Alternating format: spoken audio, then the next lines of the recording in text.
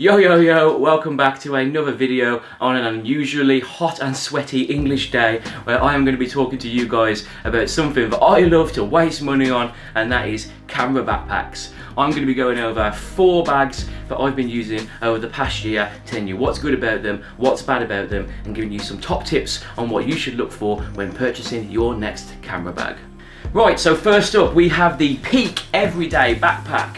This thing is all over camera YouTube. It came from a Kickstarter a few years ago and it's a popular bag. It's also an expensive bag. I believe it runs for £200 to £250, and if we start off with some of the good things about this bag, first up, it looks pretty cool. I get a lot of compliments on this bag by people who have no idea what Peak Design backpacks are, and it's a cool looking bag, you know, it looks high end, cool colour, simple, doesn't scream backpack.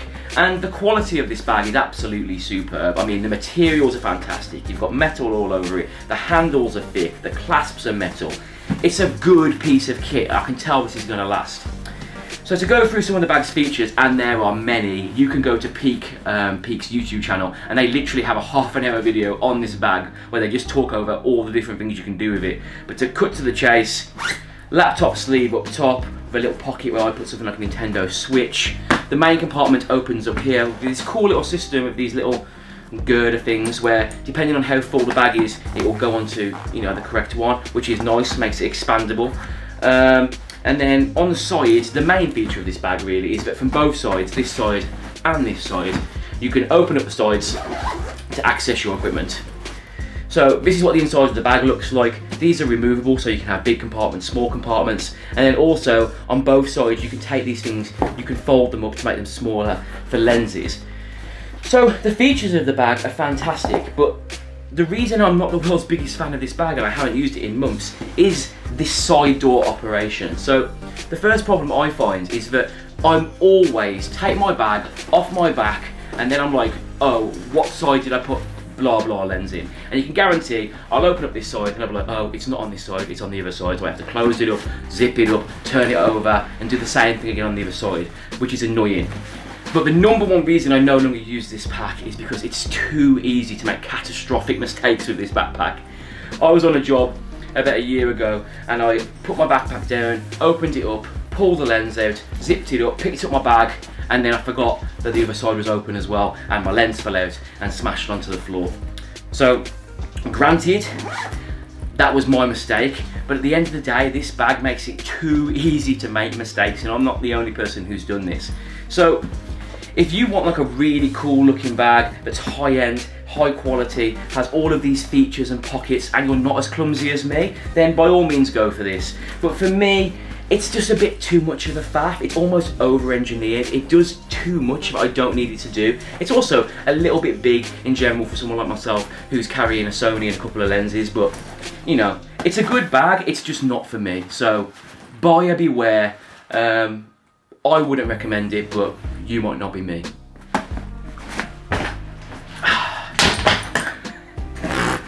Whatever. So the next bag I use somewhat regularly is the AER backpack, and AER is spelled A-E-R. If you watch tech YouTube, you've probably seen this, it's quite popular. So let's start off with some of the bonuses, the benefits, the good points about this bag. Well, for me, a good point is that it's super simple. It might be a negative point for you because you might like your bags to be a little bit funkier, but for me, I like them to be simple, all black, doesn't scream I'm carrying thousands of pounds worth of kit, which is always a bonus. And it's good material again. Again, it's an expensive bag. This is like a £150 bag, and it is like a plain black backpack.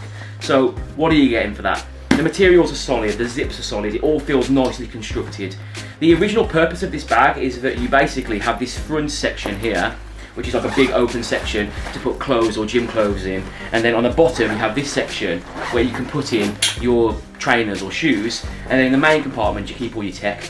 But as a photographer, I in general keep in the bottom section a bunch of cables, like laptop cables, in this section, whatever, and then in the main section, if you open that up, you have your laptop sleeve, iPad sleeve or book sleeve, and a few different pockets and all that kind of stuff. So if I'm using it as a camera bag, I usually like either throw my camera in the front because I'm a little bit reckless and I don't mind it bouncing around, or I kind of push it down to the bottom here and put a couple of lenses in here. So this bag, how do I feel about it? I feel like it's a very good tech backpack. If you're carrying around laptops and you know, external battery banks and Nintendo Switches and all that, it's cool. As a camera bag, I wouldn't necessarily recommend it, just because it's not really built for it. You can use it as such, I mean, I do use it as such, but there are better camera bags out there. So if you're looking for a cool, minimal, high quality tech bag, then by all means grab this. If you're looking for a kind of camera bag that's going to keep everything secure, then I can't recommend it. So yeah, decent bag, maybe not for what we need it for. Boom.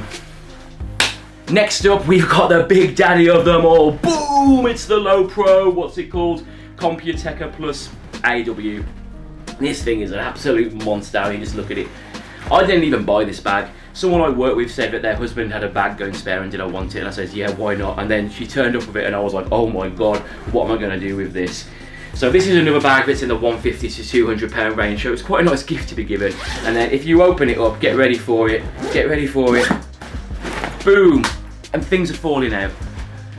It's massive, it carries a bunch of kit, so, you know, I use a bag like this only when I'm doing huge jobs. So if I'm doing a massive 3-day event where I need all my cameras, all my lenses, I need my laptop, I need my chargers, I need my headphone for film, I need a water bottle, I need a spare t-shirt, I need to carry the kitchen sink, whatever, this is when I use this bag.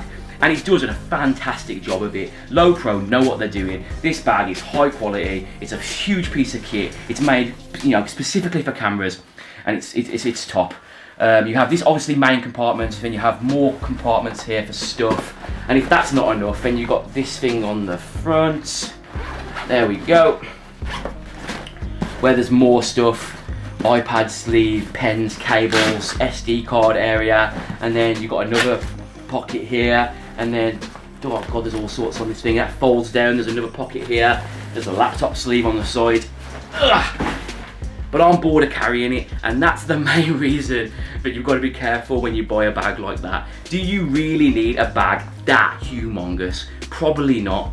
If you're climbing up mountains and carrying loads of gear, or you're doing big events, then that bag is superb, it does the job, it's perfect for it. But don't go carrying a bag that big if you're carrying like one camera and a spare lens. It's a complete waste of time. So bags like that, absolutely fantastic, but when you go out and buy something, don't just buy like the biggest, most expensive bag because you think, oh well, I might buy some lenses in the future, I want to be future proof. It will just annoy you. So if you have a reason to have a bag that big, by all means pick up something like that, but for most people you don't need a bag like that, and I would steer away from it. Steer away from it? I don't know whether or not that means, just don't buy it.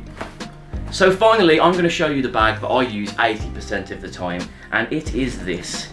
It is a Sandqvist satchel. And I know what you're thinking, that's not a camera bag, and you'd be absolutely correct because it's not, and that's the reason why I like to use it. This is just a normal messenger bag. For me, I love it because it looks cool, it's a bit beaten up now, I used it a lot. It doesn't scream camera bag, but literally by going onto Amazon and just buying an insert, a camera insert, it's instantly converted into a camera bag. So why do I use this more than anything else? First up, I like the way it looks. I don't like carrying around big geeky tech bags. This looks cool. Secondly, I like the fact it's a messenger bag. I want to shoot, I'm out there shooting, open it up, switch off my lens, pull out a new lens, put it on, jobs are good. Easy peasy. Thirdly, it's the right kind of size for me. I'm a kind of like camera and 2 lens kind of guy. So in the bag, I'll have the body with a lens on, maybe a couple of lenses or a lens and a pair of headphones if I'm doing film work, maybe my laptop, maybe a charging cable, a few batteries, SD cards, whatever. It carries exactly what I need it to carry, no more, no less. And I find that if you're doing photography as much as I'm doing photography, you just want something that works, and you don't want to be carrying around anything more than you need to carry.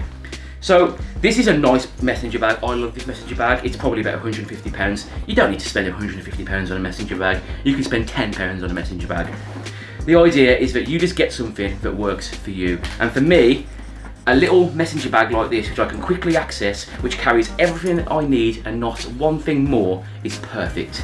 So that, for me, is my go-to camera bag. So that's it. Hopefully this video was useful to you.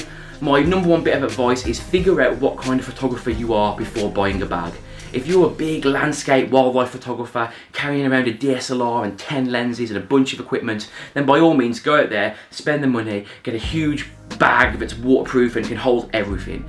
But if you're a beginner photographer who's carrying around a small DSLR with a kit lens on, or a portrait photographer that's just carrying a camera and a couple of lenses, then you don't need something that big.